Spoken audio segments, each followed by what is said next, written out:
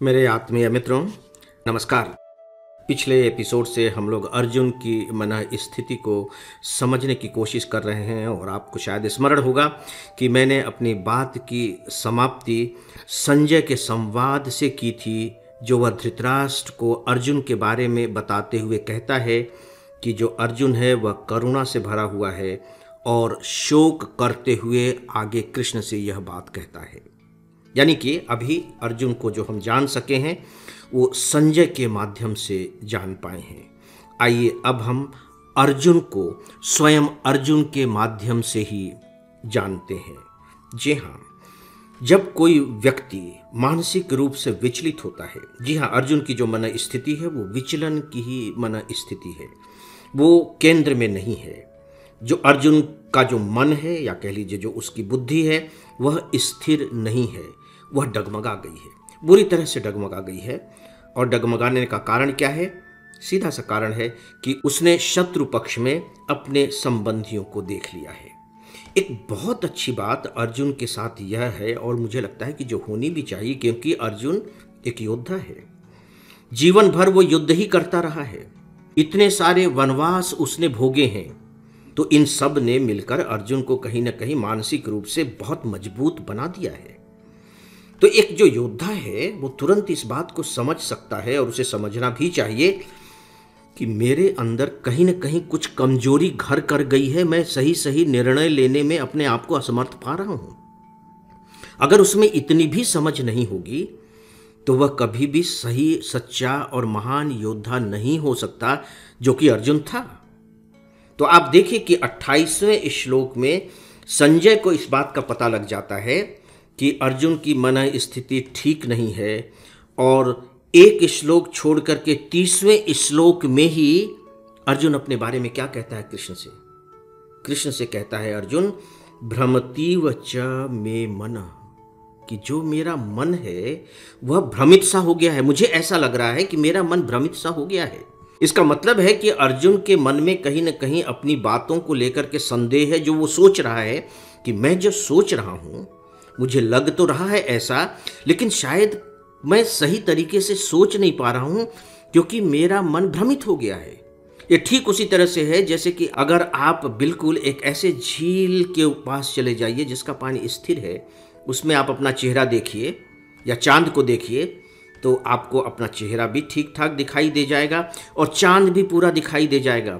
लेकिन उसी पानी को थोड़ा सा हिला दीजिए तो अब चांद भी आपको टूटा फूटा दिखाई देगा, और आपको अपना चेहरा भी पता नहीं किस तरीके का छितराया सा दिखाई देगा। और ऐसा सिर्फ इसलिए होगा कि झील का वह पानी जो अब तक स्थिर था उसे आपने अस्थिर कर दिया है। यानी कि जब कोई भी तत्व जिस पर छाया पड़ रही है, परछाई पड़ रही है, बिंब पड़ रहे हैं, अस्थिर हो जाएगा, तो उस पर पड़ने वाले बिंब स्थिर नहीं हो सकते, सही नहीं हो सकते।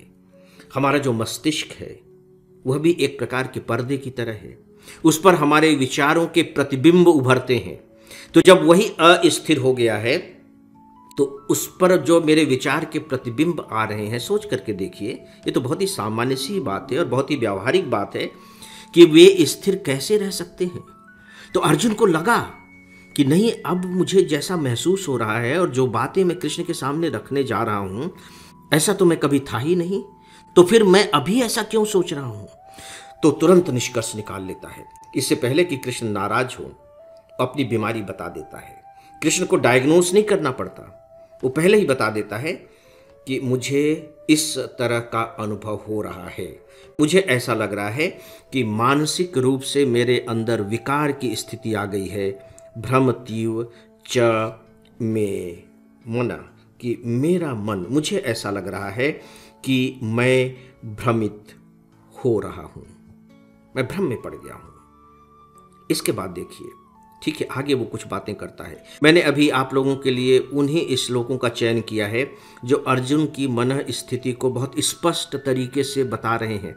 हम अनुमान नहीं लगा रहे हैं, स्पष्ट तरीके से बता रहे हैं।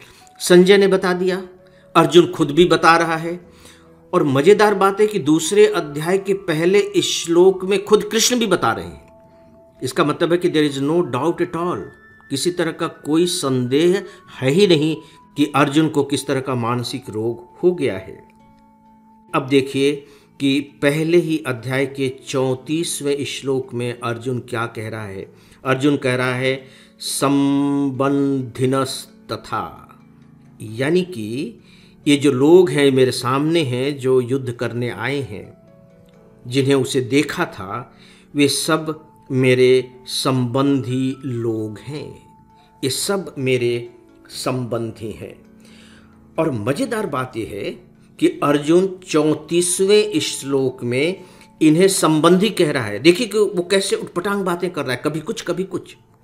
कभी आप कह रहे हैं आम, कभी कह रहे हैं आप इमली, कभी कह रहे हैं आप अमृत, फिर उसी को कह रहे हैं कभी आप विष।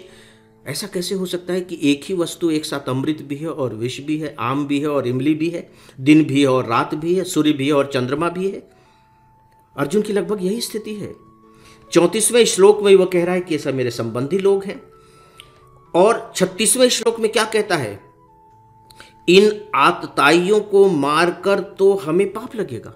लो, पहले वे संबंधी थे, अब आप उन्हीं संबंधियों के लिए आतताई शब्द का प्रयोग कर रहे हैं। हो गया ना गड़बड़, साफ दिखाई दे रहा है ना कि कभी कुछ कभी कुछ। अगर संबंधी हैं लेकिन आतताई हैं तो मारना तो पड़ेगा। संबंधी हो गए तो इसका मतलब थोड़ी है कि उन्हें आतताई होने का हक दे देंगे आप कि ठीक है कुछ भी करो। और देखिए मनु ने बाकायदे अपनी मनु स्मृति में बताया है कि किन्हें हम आतताई कहते हैं, कह सकते हैं। ऐसे 6 काम करने वाले व्यक्ति आतताई कहलाते हैं। कौन किस तरह के 6 काम? जो घर में आग लगा दे। पांडवों को दुर्योधन ने इसी तरह से लाक्षागृह में मारने की कोशिश की थी या नहीं? इसके बाद मनुस्मृति दूसरी बात बताते हैं, विष देकर किसी को मारने की कोशिश करे। आपको मालूम होगा कि भीम को जहर देकर मारने का प्रयास किया गया था। और इसके बाद है हाथ में शस्त्र लेकर मारने वाला, ये आतताई है। यहाँ तो सब खड़ी हैं हाथ में हथियार लेकर के युद्ध करने के लिए। तो इन तीनों पैमानों पर सामने वाले आतताई हैं। 3 और कार्य बताए गए हैं और वो 3 कार्यों में पहला है जो धन का अपहरण करे। छल कपट से पांडवों के राज्य का धन का अपहरण किया था दुर्योधन ने। जो भूमि का अपहरण करे, अपनी जमीन ही तो मांग रहे थे पांडव, अपहरण कर लिया था क्योंकि राज्य तो उनका नहीं था। धृतराष्ट्र को तो केवल संरक्षक बनाया गया था, राजा नहीं बनाया गया था। संरक्षक का मतलब था कि जब तक युधिष्ठिर थोड़े से बड़े नहीं हो जाते हैं, मैच्योर नहीं हो जाते हैं, तब तक हे धृतराष्ट्र इस राज्य का कार्य देख लो। और तुम्हारी मदद करने के लिए अच्छी बुद्धि वाले और दोनों नेत्रों वाले हमारे पितामह हैं ही, तुम बैठो गद्दी पर। बाद में उसके मन में लोभ पैदा हो गया कि मैं ही राजा हूं, और इसके बाद उनके राज्य का अपहरण कर लिया गया, भूमि का अपहरण कर लिया गया। और फिर अगला है स्त्री का हरण करने वाला। द्रौपदी को छल से जीता गया और बकायदे बाद में भी द्रौपदी का अपहरण करने की कोशिश हुई है। तो 6 रीजन मनुस्मृति ने बताए हैं जिनसे आप किसी को भी आतताई कह सकते हैं। और 6 कार्य करने वाले वहाँ मौजूद हैं। और सच पूछे तो ये 6 कार्य करने वाला एक ही व्यक्ति स्वयं दुर्योधन है। और अर्जुन भी उसे आतताई ही कह रहा है, सामने के लोगों को आतताई ही कह रहा है, लेकिन संबंधी भी कह रहा है। तो जब मन गड़बड़ होगा तो ऐसा ही होगा, कभी कुछ और कभी कुछ। तो यह 36वें श्लोक में है। अब आप देखिए कि आगे हम और देखते हैं कि क्या स्थितियां बनती हैं। है ना, मज़ेदार लग रहा होगा आपको कि सच में क्या क्या हम देख रहे हैं, क्या क्या हम सुन रहे हैं, किस किस तरीके से अर्जुन में बिल्कुल भ्रम की स्थिति बनी हुई है। और फिर हम आते हैं अध्याय 2 के पहले श्लोक पर। अध्याय 2 का पहला श्लोक जो मधुसूदन ने कहा है, कृष्ण ने कहा है। यहाँ मधुसूदन शब्द का प्रयोग किया है महाभारतकार ने, व्यास जी ने। मधु नाम का एक राक्षस था, बहुत ही भयावह राक्षस था। उसको मारने का जो कार्य किया था, जो महान कार्य किया था, वो कृष्ण ने किया था। तो इसीलिए उनका नाम हो गया मधुसूदन। यहाँ बहुत अच्छा संबोधन है मधुसूदन, क्योंकि यहाँ जो बात चल रही है वो कुछ इसी तरह की चल रही है कि यहाँ बहुत वीर व्यक्ति चाहिए, बहुत ही शौर्य व्यक्ति चाहिए, एक ऐसा व्यक्ति चाहिए जो कम से कम खुद से तो मन से बहुत स्थिर हो, बहुत मजबूत हो। तो कृष्ण अर्जुन को किस रूप में देख रहे हैं, इसे अंत में आप और देख लीजिए।